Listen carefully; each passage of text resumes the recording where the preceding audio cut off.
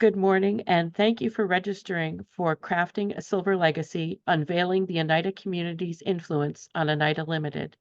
I'm Kate Kisselstein, the junior librarian here in Local History and Genealogy at OCPL's Central Library, and I'm glad to have you with me this morning as we explore the legacy of Oneida Community. So our agenda for today, I'll give a brief overview of the Oneida Community and Oneida Limited.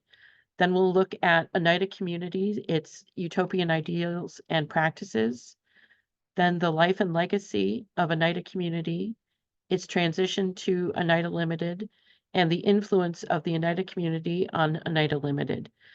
Then there'll be some key takeaway points, and we'll have time for questions and answers at the end. So the Oneida Community, a brief overview. It stemmed out of the perfectionist movement, which was part of the Second Great Awakening, which Encyclopedia Britannica defines as a Protestant religious revival in the United States from about 1795 to 1835. The Oneida Community was founded in 1848 by Reverend John Humphrey Noyes. It was one of the most successful utopian communities of its day, as it lasted roughly 30 years. In 1879, amid growing outside pressure against some of the community's more radical practices and being warned of his imminent arrest, Reverend Noyes fled to Canada. And with the signing of an agreement to divide and reorganize on September 1st, 1880, the Oneida Community social experiment came to an end. An introduction to what was Oneida Community Limited. So the joint stock company, Oneida Community Limited, became official on January 1st, 1881. The company was unique for its time, as the women shared in the interest equally with the men. The stock was apportioned according to the number of years each person had been a member of the community, plus half of the amount of the property they had brought with them when joining the Oneida Community. The new company was initially involved in 5 endeavors: canned fruit, steel traps, silk sewing thread, flatware, and chains. Oneida Community Limited gradually ceased its less profitable endeavors, ultimately settling on silver-plated flatware and hollowware production in 1899 under the mark of Community Plate. So, the Oneida Community, Utopian Ideals and Practices. Its origins and founding principles. It was, as I said before, it was founded in 1848 by John Humphrey Noyes in Oneida, New York. It was established by him. He was a charismatic and visionary leader who sought to create a society based on his interpretation of Christian teachings. Noyes believed in the concept of perfectionism, which advocated for the attainment of moral perfection and the establishment of a utopian society on earth. This philosophy was influenced by Noyes's interpretation of Christian scriptures, particularly the belief in achieving a state of spiritual purity. And this mainly stemmed from the fact that he believed Christ's second coming had occurred in 70 AD. That's 70 AD.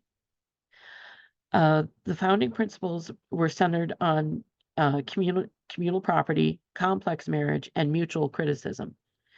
The community embraced communal living, where all property and resources were collectively owned and shared among its members. They also practiced a form of group marriage known as complex marriage, which aimed to eliminate jealousy and promote equality among members. It was simply that every woman was married to every man and vice versa. Additionally, mutual criticism was encouraged as a means of fostering personal growth and accountability within the community. Members of the Oneida Community lived and worked together in large communal buildings, sharing responsibilities for cooking, cleaning, and other daily tasks. This close-knit living arrangement fostered a sense of unity and cooperation among community members. The Oneida Community was ahead of its time in promoting gender equality, with men and women sharing equal rights and responsibilities within the community. Members wore general neutral clothing and traditional gender roles were largely eliminated, allowing individuals to pursue work and activities based on their interests and abilities rather than their gender. The community placed a strong emphasis on physical health and well-being, encouraging members to participate in outdoor activities such as hiking, swimming, and gardening. Regular communal gatherings, including religious services, social events, and educational works. Um, oop, I just. Um,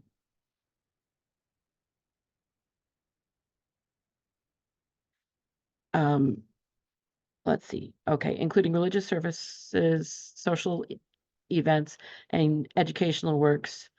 Um, I aided them in learning, including spiritual growth. The Oneida Community, some key figures in leadership. There is, of course, John Humphrey Noyes, founder and spiritual leader of the Oneida Community, introducing perfectionism. He was a charismatic and influential figure who founded the community based on his beliefs in perfectionism and communal living. His visionary leadership played a central role in shaping the community's ideals and practices. Another key figure was Harriet Warden, and she was actually one of the wives of John Humphrey Noyes. Well, yes. She was an influential member known for her leadership in community affairs and education. She was a prominent member of the Oneida Community who played a key role in organizing community activities and promoting education and social reform. Her dedication to community service and advocacy for women's rights made her a respected leader within the group. Another key figure is Theodore Noyes, son of John Humphrey Noyes, and he served as the community's manager and later led the transition to Oneida Limited. He took on leadership responsibilities within the Oneida Community when his father, John Humphrey Noyes, wanted to retire from leadership. He served as its manager, overseeing day-to-day operations. Following the dissolution of the community in 1880, he played a pivotal role in transitioning the community's business operations to become Oneida Limited. His management helped maintain stability and productivity, ensuring the continuation of its legacy in the tableware industry. So the life and legacy of the Oneida community. In exploring the rise of the Oneida community, founded in 1848 by John Humphrey Noyes, it emerged as a beacon of social experimentation and utopian idealism during the mid-19th century. Inspired by Noyes' vision of achieving spiritual perfection and communal living, the community attracted a diverse group of followers who embraced its radical principles of equality, shared property, and complex marriage. Despite facing initial opposition and skepticism from mainstream society, the Oneida community thrived, establishing successful industries such as agriculture, silk manufacturing, and eventually silverware production under the brand name Oneida Limited. By the late 1870s, however, internal tensions and external pressures began to challenge the sustainability of the Oneida community's utopian experiment. The practice of complex marriage, which aimed to eliminate jealousy and promote communal bonds, increasingly faced criticism and dissent from within the community and from outside observers. In 1879, faced with mounting legal challenges and declining membership, the Oneida community made the decision to dissolve its communal practices and transition to a joint stock company known as Oneida Community Limited, marking the end of its utopian aspirations and the beginning of a new chapter in its history. Preservation of the Oneida community. The legacy of the Oneida community lives on through dedicated efforts to preserve its history and cultural heritage. The Oneida Community Mansion House, designated as a National Historic Landmark in 1965, stands as a testament to the community's ideals and achievements. This meticulously restored site offers visitors a glimpse into the daily life and beliefs of its former residents. Beyond physical preservation, ongoing research and documentation initiatives ensure that the rich history of the Oneida community is accessible to future generations, contributing to a deeper understanding of communal living experiments and social reform movements in American history. The importance of preserving Oneida community's history. Preserving the history of the community is essential for understanding the complexities of 19th century utopian experiments and their lasting impact on American society. By documenting the successes, challenges, and innovations of the Oneida community, we gain insights into alternative models of social organization, gender dynamics, and economic cooperation. Moreover, the preservation of Oneida community history honors the legacy of its members and their commitment to creating a more equitable and harmonious society, inspiring present and future generations to explore new paths towards social progress and communal living. The evolution of the Oneida community ideals. The ideals of the community underwent a transformation over time, adapting to changing circumstances while retaining core principles that stood the test of time. Central to the community's ethos was the concept of perfectionism, which advocated for the pursuit of moral and spiritual perfection. While the communal experiment eventually came to an end, the belief in personal growth and self-improvement persisted among its former members. The principle of communal living and shared property, while challenging to sustain in the long term, left a lasting legacy of cooperation and mutual support that continued to influence the lives of former Oneida community members and their descendants. Despite the dissolution of the Oneida community's communal practices, certain ideals endured and found expression in new forms.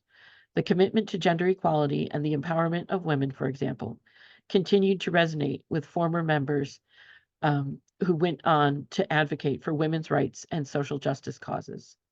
The spirit of innovation and entrepreneurship fostered within the community also lived on, as evidenced by the establishment of Oneida Limited, a successful tableware company that carried forward the legacy of craftsmanship and quality associated with the Oneida name. Today, the legacy of the Oneida community endures not only in the physical artifacts and historic sites, but also in the values and ideals that continue to inspire individuals and communities striving for a better world. Its transition to Oneida Community Limited. In the wake of the dissolution of the Oneida community in 1880, former members faced the challenge of transitioning from communal living to conventional society. One key event in this was the dissolution of complex marriage, and partners that were currently living with each other decided to get married. So, in terms of genealogy, that is something that you would want to research. To preserve the community's economic assets and ensure financial stability for its members, a joint stock company called Oneida Community Limited was established on January 1st, 1881. This transition marked a significant shift from the communal ideals of the past to a more traditional business model, yet it also represented a continuation of the community's legacy through the preservation of its economic enterprises. And despite the transition from communal living to a corporate structure, Oneida Community Limited maintained strong ties to its communal roots. The company was one of the earliest joint stock companies in the United States. Its founder's religious philosophy helped inform the early development of the company, in which members of the former Oneida community became shareholders in the company. Its progressive nature also allowed for a woman, Harriet Jocelyn, to sit on the board of directors, which was a departure from the norm for the time. This historic appointment reflected the community's commitment to gender equality and the empowerment of women, echoing the progressive ideals that had characterized the Oneida community from its inception. Following its transition from a communal society to a joint stock company, Oneida Community Limited underwent a period of transformation and adaptation to meet the demands of a changing market. Embracing its legacy of craftsmanship and innovation, Oneida Community Limited expanded its product offerings beyond traditional industries such as silk manufacturing to include tableware and cutlery. This strategic diversification allowed the company to thrive in new markets and cement its reputation as a leading designer and producer of high-quality tableware and cutlery products. Oneida Community Limited continued to innovate and grow in response to evolving consumer preferences and market trends. The company invested in modern manufacturing techniques and design innovation, leveraging technological advancements to enhance product quality and efficiency. By staying true to its core values of quality craftsmanship and customer satisfaction, Oneida Community Limited maintained its position as a trusted brand in the tableware industry, sustaining its legacy of excellence for generations to come. The influence of the Oneida community on Oneida Limited. The values and principles instilled by the Oneida community continue to influence the business practices of Oneida Limited today. Central to the company's ethos is a commitment to cooperative management and employee welfare, reflecting the communal spirit of its founders. This legacy of collaboration and social responsibility fosters a culture of respect, fairness, and innovation that distinguishes Oneida Limited in the marketplace. In 1899, Oneida Limited faced a significant challenge when workers went on strike due to dissatisfaction with labor conditions. Pierpont B. Noyes, a son of John Humphrey Noyes and a former member of the Oneida community, played a pivotal role in resolving the strike by implementing progressive labor policies and fostering dialogue between management and labor. Noyes's leadership and commitment to fairness not only addressed the immediate concerns of the workers, but also laid the foundation for a more collaborative and sustainable approach to labor relations within the company. The legacy of the Oneida community's communal values continues to shape the corporate culture of Oneida Limited. Embracing the principles of cooperation, equality, and mutual respect, Oneida Limited fosters a work environment that values collaboration and teamwork. This commitment to community extends beyond the workplace, with Oneida Limited actively engaged in philanthropic efforts and community outreach programs that reflect the spirit of social responsibility instilled by its founders. Oneida Limited honors the legacy of the Oneida community by embracing its communal values in all aspects of its corporate culture. By prioritizing employee well-being, promoting diversity and inclusion, and fostering a culture of open communication and shared responsibility, Oneida Limited continues to uphold the principles of cooperation and mutual support championed by its predecessors. This enduring commitment to communal values not only strengthens the company's internal cohesion, but also enhances its reputation as a socially responsible and ethical corporate citizen. Conclusion. So some key takeaway points. The legacy of innovation. The Oneida community's legacy of innovation and entrepreneurship laid the foundation for the success of Oneida Limited, inspiring a tradition of quality craftsmanship and design excellence. Its commitment to social responsibility, the communal values of cooperation, equality, and mutual support continue to shape Oneida Limited's corporate culture, fostering a workplace environment that values collaboration and social responsibility. Influence on business practices. The principles of fairness and cooperation instilled by the Oneida community continue to influence Oneida Limited's business practices, driving a commitment to ethical leadership and stakeholder engagement. The preservation of its history. The preservation of the Oneida community's history and cultural heritage, exemplified by the Oneida Community Mansion House, ensures that its legacy endures for future generations to explore and learn from. And its enduring impact, the enduring impact of the Oneida community's ideals and values extends beyond the walls of Oneida Limited, inspiring individuals and communities to strive for a better world grounded in principles of equality, cooperation, and social justice. And lastly, I learned that there is an Oneida Community Legacy, Oneida Limited.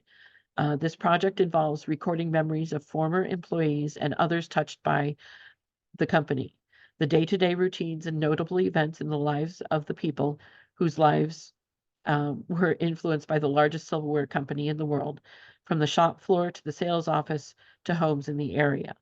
The recordings will be cataloged and used with the Oneida Community Mansion House's museum exhibits to preserve memories for of the company for researchers and future generations. And that is from Dave Hill, the project director. And with that, I will ask if there are any questions or comments, and you can feel free to unmute. And I will stop sharing.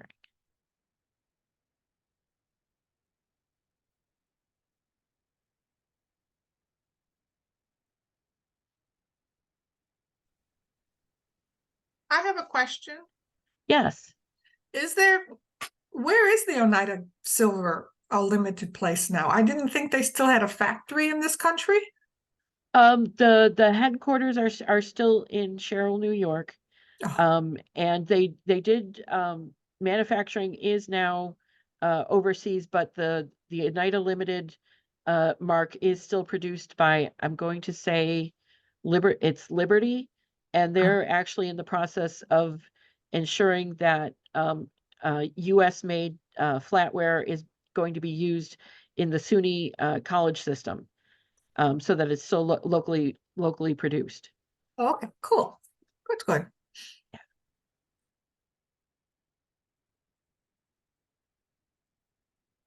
I had a couple of questions. Sure. Thanks very much for that. Great presentation. The first was, did they take the name Oneida from the tribe or the area, and was there a rationale for taking that name? You They know? took the name from the area, Mhm. and which of course was named for the tribe. It was they had Noyes had actually started a community in Putney, Vermont, which wasn't successful. So he learned from his mistakes with Putney, and then transitioned. There were followers of his that moved to the Oneida area and and when they learned that Putney was dissolving, they invited him to come to Oneida, and so that was the start of the Oneida community. Interesting. I think that the company now is owned by the employees. Yes, it is. Interesting. Of course. The other question I had was, in terms of the complex marriage, did they actually have marriage ceremonies, A, and B, did they hold the children in common? In other words, did they, in terms of when you had children, how did they arrange for that in the terms of the society? Oh, okay. Yes. So the complex marriage, of course, there were children. They did practice initially. Um, John Humphrey Noyes had to approve who was going to have children together. That was an experiment that they tried, but ultimately didn't pursue. They were trying to encourage, the best of the best. But there is actually one of the books that will be in the next handout is by Pierpont B. Noyes. It's My Father's House. He has it details his life from about age 5 to age 16. The children lived in the children's house. They would eat meals with their parents, but ultimately the children were raised communally rather than in individual homes. So they lived in the children's house until the age of 16. Interesting. And did they have actual marriage ceremonies, or was there no actual legal or ceremonial event to have marriage, or did they just, I mean, I'm just trying to work out how they I did. I didn't delve into that as much, but I believe there were uh there was a sort of marriage ceremony acknowledging that the women were married to the men, each woman was married to each man, but ultimately the marriage ceremonies I learned about were after the dissolution of the community, where they then entered into regular marriage. So there will be a bunch of marriage certificates from that 1880 time period. Ah, thank Yeah. you. Yes.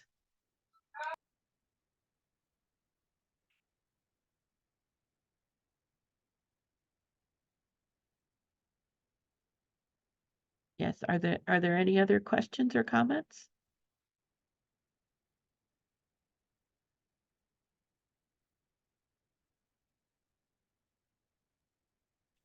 Kate, this is Nancy. How about their education of the children? The education was done, the children all learned together. That was part of, living in the children's house. They did edu the education was in the community. They didn't send them out to outside schools. So that was one thing in, Pierpont B. Noyes's, autobiography, was that he had a little bit of a shock because the community ended just as he was transitioning out of the children's house, and so he ended up going to school in the greater community where he'd been so sheltered, he hadn't really experienced things, and so he did get a little bullied when he was younger, because of the perception of the community in the of the Oneida community in the community at large. I have another question. Oh, sure. Um, wasn't there one of the men who either assassinated Garfield or McKinley? He assassinated Garfield. That was No, Guteau. I Guteau. Yeah, He and, was a, I saw that book, but since I was focusing more on the yeah, society and its influence on Oneida Limited, I didn't really delve into that. But I will mention that book. It's, An Assassin in Utopia, yeah, is the title.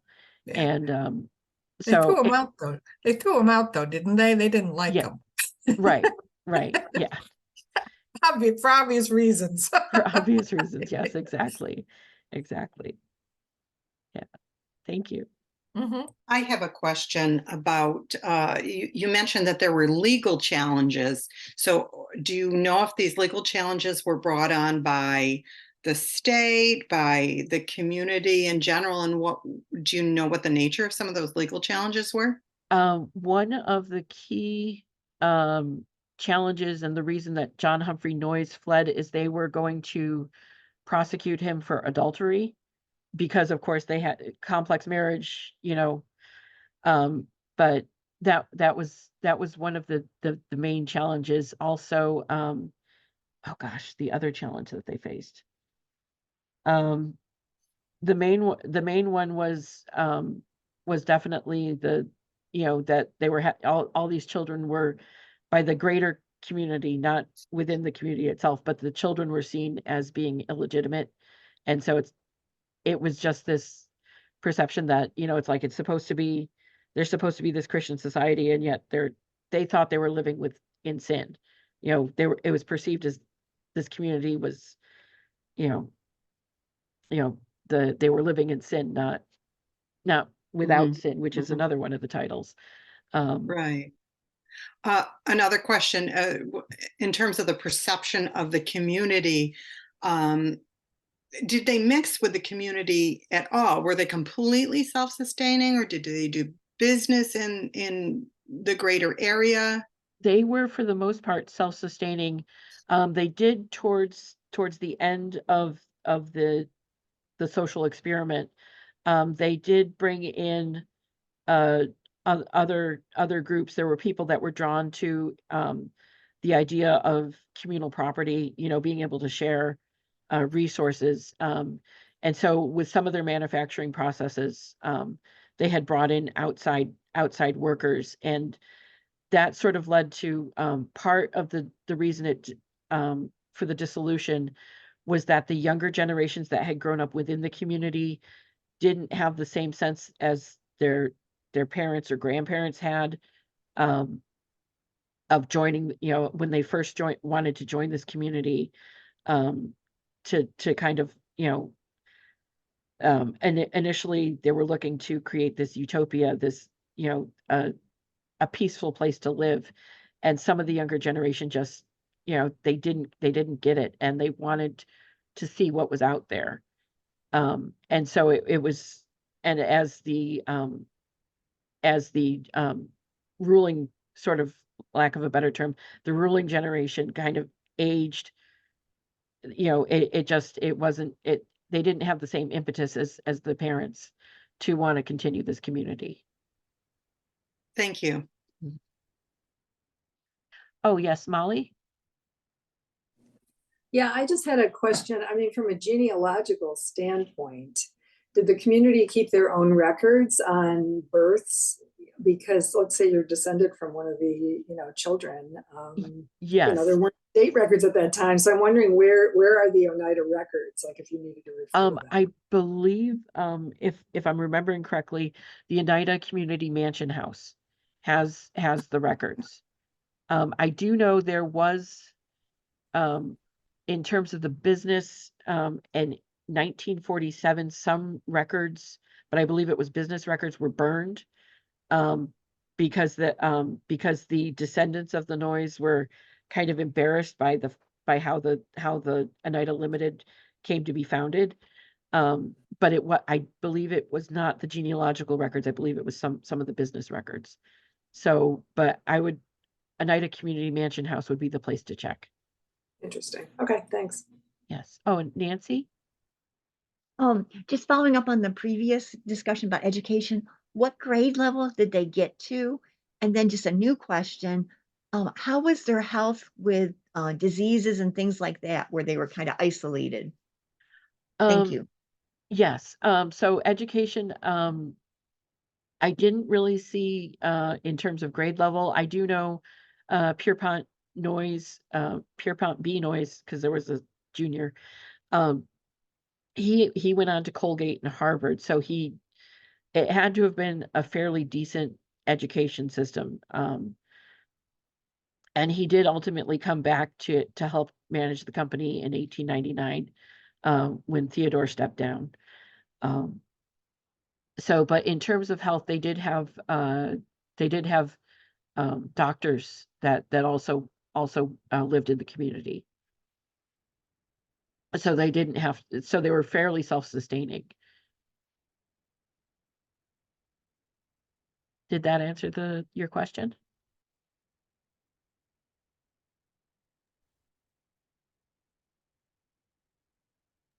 Thank you. Yes. Okay. If I might return to something you said, I remember vaguely hearing something about, as part of your presentation, it was considered important to be able to criticize each other for personal growth. I seem to remember reading somewhere that was also became problematic because people would feel, that I feel like there was something like they would be in groups and everybody was supposed to be able to criticize each other, but that ended up fostering some ill will. Am I remembering that correctly? That was problematic at times? Yeah, that was I mean, because we don't like taking criticism, I guess, and they weren't totally immune to it, but it was always done with a view of helping them attain perfection. So it was probably, sometimes it was probably hard to listen to criticism. I mean, we're only human, but it was always done with a view towards helping them obtain perfection, the perfection that they sought. And I seem to recall reading in one of the books that John Humphrey Noyes himself didn't particularly take to being criticized himself, but he was good at being able to give gentle criticism. So there is that. Yeah.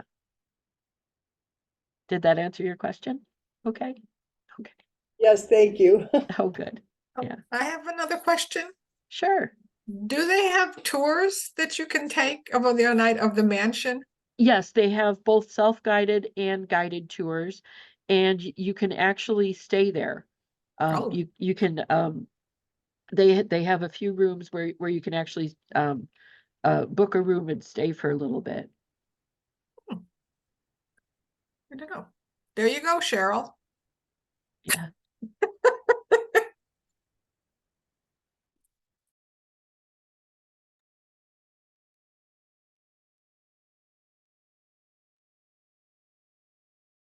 All right. Do we have any other questions or comments?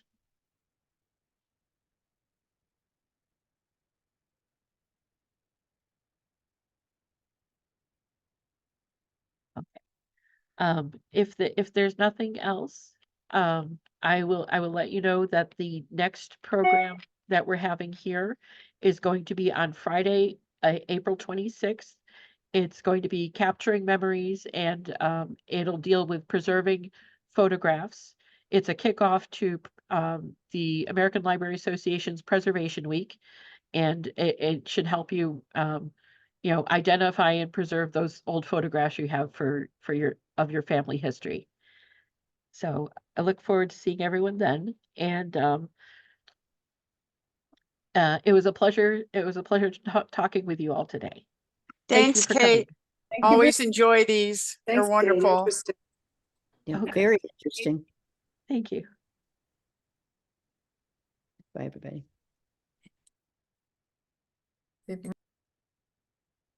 Have a good day. Thanks again, Kate. Very interesting. See you next time. Yep. See you next time, Dan. Take care. Bye. Yep. Bye, Aunt Charlene.